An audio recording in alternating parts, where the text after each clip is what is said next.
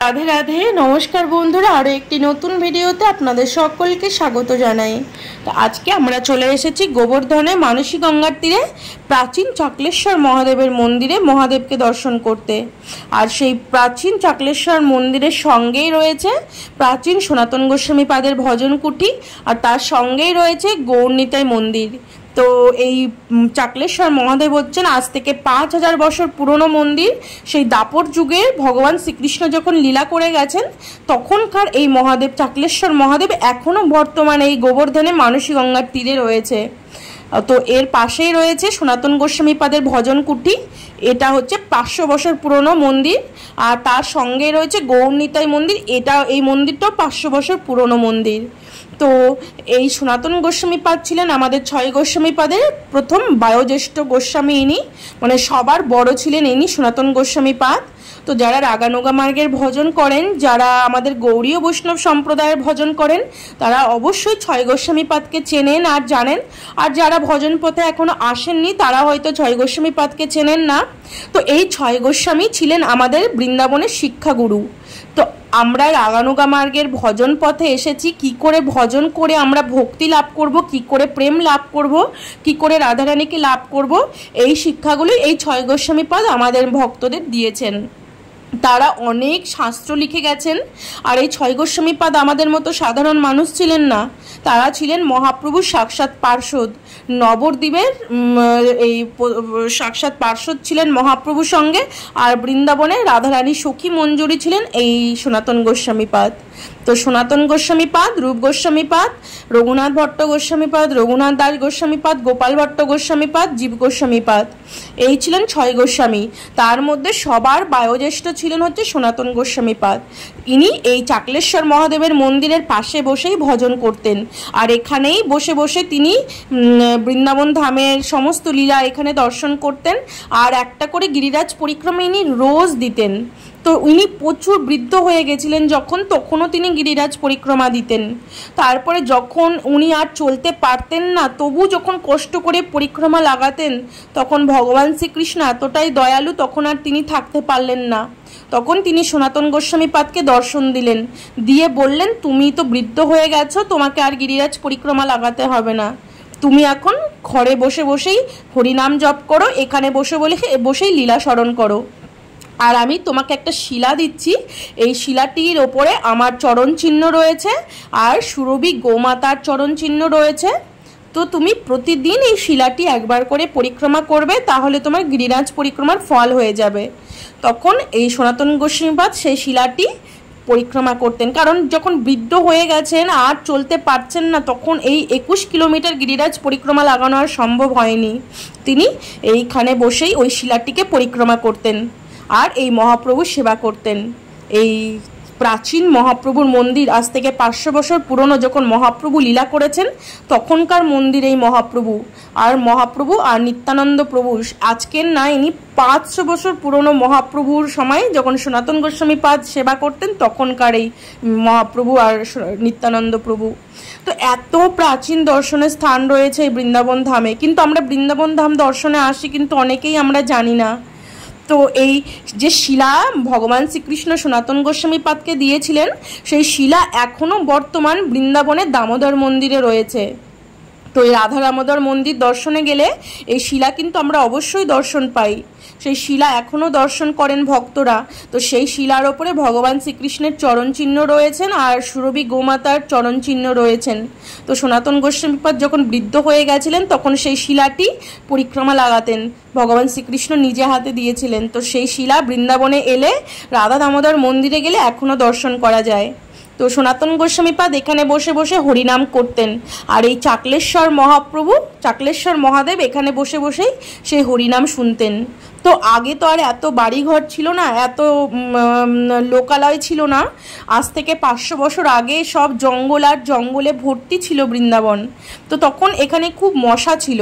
তো সনাতন গোস্বামী পাদ যখন এখানে বসে বসে ভজন করতেন তখন ওনাকে খুব মশা কামড়াতেন। তো একদিন সনাতন গোস্বামী পাদ বিরক্ত হয়ে এখান থেকে চলে যাবেন, এনাই মনে মনে ঠিক করলেন যে এখানে আর থাকবো না, এত মশার কামড়, এখানে ভজনে খুব ডিস্টার্ব হয়। তখন তিনি ঠিক করে নিলেন যে এখানে আর থাকবোই না, এখান থেকে চলে যাব। তখন সেই দিন রাত্রেই এই চাকলেশ্বর মহাদেব সনাতন গোস্বামী পাদকে স্বপ্ন দেখিয়েছিলেন যে তুই কোথাও যাবি না, আজকে থেকে তুই চলে গেলে আমাকে কে হরিনাম শোনাবে? আমি এখানে বসে বসে তোর হরিনাম শুনি, আমার ভীষণ ভালো লাগে। তো তুই যদি এখান থেকে চলে যাস আমি আর হরিনাম শুনতে পাবো না। তো তুই এখানে থাক, এখানেই তুই হরিনাম শোনাবি আমাকে। তো আজকে থেকে আমি বর দিলাম, আজকের পর থেকে তোকে আর কোনোদিন মশা কামড়াবে না। তো যখন সনাতন গোস্বামী পাদ এই স্বপ্ন দেখলেন তখন আর তিনি এই স্থান ছেড়ে আর কোথাও গেলেন না। তিনি এই মানসী গঙ্গার ওপরেই এই চাকলেশ্বর মহাদেবের মন্দিরের পাশে বসে বসে ভজন করতেন, আর এখানে বসে বসেই করতাল বাজিয়ে হরিনাম কীর্তন করতেন, আর চাকলেশ্বর মহাদেব এখানে বসে বসেই হরিনাম কীর্তন শুনতেন। তো এত লীলা এখানে আছে।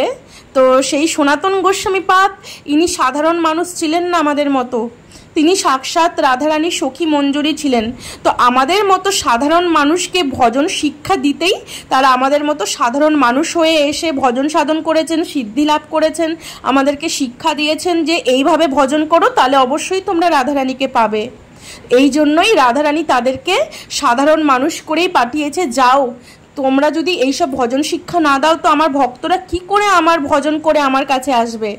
এই জন্যই এই ছয় গোস্বামী পাদ এখানে এসে এই বৃন্দাবন ধামে এসেই ভজন সাধন করে তারা অনেক শাস্ত্র লিখে গেছেন, যাতে আমরা সেই সব শাস্ত্র গ্রন্থ পড়ে ভগবানের চরণে পৌঁছাতে পারি। তো এই সেই লীলাস্থান। আর এই চাকলেশ্বর মহাদেব ছিলেন আজ থেকে 5000 বছর পুরনো, সেই দাপর যুগের যখন ভগবান শ্রীকৃষ্ণ এখানে লীলা করেছেন তখন থেকে এই চাকলেশ্বর মহাদেব এই স্থানেই রয়েছেন। তাহলে ভাবা যায় এটা কত পুরনো প্রাচীন মন্দির। আমি শুনেছি, এটা শাস্ত্রে আমি পেয়েছি, আর শাস্ত্রই একমাত্র সত্যি। তো শাস্ত্রে বলা আছে যখন ভগবান ইন্দ্রদেবের পুজো বন্ধ করে দিলেন বৃন্দাবনে, ইন্দ্রদেবের পুজো বন্ধ করে গোবর্ধনের পুজো শুরু করলেন, তখন ইন্দ্রদেব যখন ক্রুদ্ধ হয়ে ভগবান এই ব্রজধাম নষ্ট করার জন্য ঝড় বৃষ্টি দিলেন, তখন ভগবান শ্রীকৃষ্ণ নিজের এই কেনি আঙ্গুলে এই গিরিরাজ পর্বতকে ধারণ করেছিলেন। তখন যত বৃষ্টির জল এই বৃন্দাবন ধামে পড়েছিল, বৃন্দাবন ধামের মাটিতে এক ফোঁটা জলও পড়তে পারেনি, সমস্ত জল এই চাকলেশ্বর মহাদেবী কিন্তু চোষণ করে নিয়েছিলেন। এই বৃন্দাবনে একটা গাছের পাতাও ছিঁড়তে পারেননি ইন্দ্রদেব। তিনি ক্ষুব্ধ হয়ে এখানে ঝড় বৃষ্টি দিলেন, এত মেঘ দিলেন, বিজলি দিলেন, কিন্তু কোনো কিছুতেই কিচ্ছু করতে পারেননি। সমস্ত জল এই মহাদেব চোষণ করে নিয়েছিলেন, তবু বৃন্দাবনকে কোনো ক্ষতি হতে দেননি। তো এই চাকলেশ্বর মহাদেবের লীলা এটুকু আমরা শাস্ত্রে পাই। তো তখন থেকেই এই চাকলেশ্বর মহাদেব এখানে রয়েছেন। তো চাকলেশ্বর মহাদেব আর আমাদের ভগবান শ্রীকৃষ্ণ, মহাদেব ভগবান শ্রীকৃষ্ণের নাম গান করেন, শ্রীকৃষ্ণ মহাদেবের নাম গান করেন। দুজন দুজনের ভক্ত, কে ভক্ত কে ভগবান এটা বোঝাই যায় না। ভগবান ভোলেনাথ যখন ভজন করেন, যখন ইনি তপস্যায় বসেন, যুগে যুগে যখন তপস্যা চলতে থাকে, তিনি কিন্তু ভগবান শ্রীকৃষ্ণের নামই করেন, অন্য কিচ্ছু করেন না। এই ছিল তার সাধনা। তিনি ভগবান শ্রীকৃষ্ণকে এতটাই ভালোবাসেন, তিনি বৃন্দাবনেই থেকে গেলেন। যখন মা যশোদা, যখন শ্রীকৃষ্ণের জন্ম হয় বৃন্দাবনে, ভোলেনাথ এখানে দর্শন করতে এসেছিলেন ভগবান শ্রীকৃষ্ণকে। তখন ভগবান ভোলেনাথকে দেখে শ্রীকৃষ্ণ কান্না বন্ধ করে দেয়। তখন থেকেই মা যশোদা বলেন যে তোমাকে আর কোথাও যাবে না, তুমি এই বৃন্দাবন ধামেই থাকবে। তখন থেকেই ভোলেনাথ এই বৃন্দাবন ধামেই থেকে গেলেন। আমাদের বৃন্দাবন ধামে এত মহাদেব আছে, এত মহাদেবের মন্দির রয়েছে, আমার মনে হয় না এত মহাদেবের মন্দির আর অন্য কোথাও রয়েছে। চাকলেশ্বর মহাদেব, গোপেশ্বর মহাদেব, কামেশ্বর মহাদেব, এখানে এত মহাদেব আছে। আমাদের রাধাকুণ্ডের মধ্যেই তো কত মহাদেব, তোমাদের একদিন দেখাবো আমাদের বৃন্দাবন ধামে কত মহাদেব রয়েছে। সব প্রাচীন মহাদেবের মন্দির, আজ থেকে সেই দাপর যুগের মহাদেবের মন্দির এখনও রয়েছে, তার মধ্যে চাকলেশ্বর 1 নাম্বার। তো যাই হোক, তো আমরা এখন চাকলেশ্বর মহাপ্রভু দর্শন করে, মহাপ্রভুর মন্দির দর্শন করে, সেই মানসী গঙ্গার তীরেই আছে আমাদের সিদ্ধ বাবা শ্রী শ্রীকৃষ্ণদাস বাবাজি মহারাজ। ইনি আজ থেকে প্রায় 200 বছর থেকে আগে, 300 বছর হবে প্রায়, মহাপ্রভুর পরে সনাতন গোস্বামী পাদ, ছয় গোস্বামী পাদের প্রাপ্তি হয়ে যাওয়ার পরে, অপ্রকট হয়ে যাওয়ার পরে এই আমাদের এই সিদ্ধ বাবা শ্রী শ্রীকৃষ্ণদাস বাবাজি মহারাজ। আমাদের বৃন্দাবনে 4 জায়গায় 4 সিদ্ধ বাবা আছেন। তার মধ্যে গোবর্ধনের সিদ্ধ কৃষ্ণদাস বাবাজি মহারাজ, তার মধ্যে সূর্যকুণ্ডের মধুসূদন দাস বাবাজি মহারাজ, কাম্যবনের সিদ্ধ বাবাজি মহারাজ আর রনবাড়ির সিদ্ধ কৃষ্ণদাস বাবাজি মহারাজ। 4 জায়গায় 4 সিদ্ধ বাবা আছেন। আমাদের রাগানুগা মার্গের 6 গোস্বামী পাদের পরেই এনারা আমাদের ভজন শিক্ষা দিয়েছেন।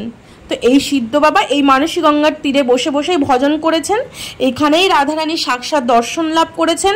এখানেই তিনি অনেক গ্রন্থ লিখে গেছেন। আমরা যে অষ্টকালীন রাধা গোবিন্দের লীলা যে অষ্টকালীন গ্রন্থ পড়ি, সেই ইনি কৃষ্ণদাস গোস্বামী মহারাজই এই গ্রন্থ লিখেছেন।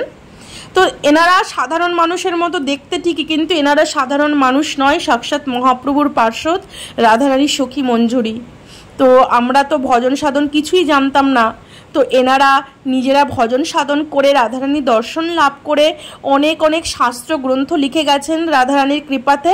তো সেই গ্রন্থ শাস্ত্র গ্রন্থ পড়েই আজকে ভজন সাধনের কিছু শিখেছি, কিছু জেনেছি আমরা কি করে ভজন করতে হয়, কি করে রাধারানী দর্শন লাভ করা যাবে, কি করে কি করতে হবে। তো সবটাই তাদের কৃপা। তো তিনিও এই মানসী গঙ্গার তীরে বসে বসেই ভজন করতেন। তো এই মানসী গঙ্গা যে আছে ইনিও অনেক প্রাচীন, আজ থেকে প্রায় 5000 বছর আগে সেই দাপর যুগের মানসী গঙ্গা, যিনি ভগবান শ্রীকৃষ্ণ নিজের মন থেকে প্রকট করেছিলেন। যে গঙ্গা ভাগীরথী গঙ্গা হরিদ্বারে আছে, সেই গঙ্গাই কিন্তু এই গঙ্গা ভগবান এই বৃন্দাবন ধামে নিয়ে এসেছেন।